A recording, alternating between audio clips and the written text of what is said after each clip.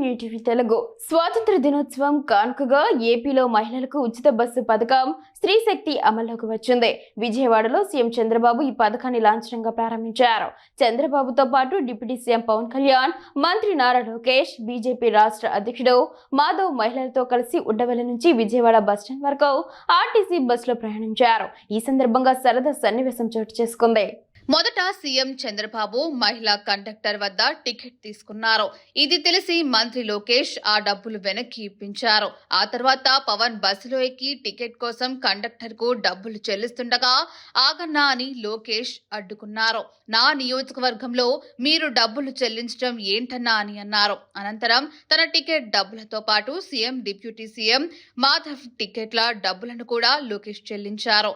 ఇప్పుడు ఛార్జీలకు నేను ఖర్చు చేసినందున మా నియోజకవర్గానికి ప్రభుత్వం నుంచి ఎక్కువ నిధులు తీసుకుంటానని మంత్రి లోకేష్ సరదాగా చెప్పడంతో బస్సులోని వారందరూ నవ్వుకున్నారు.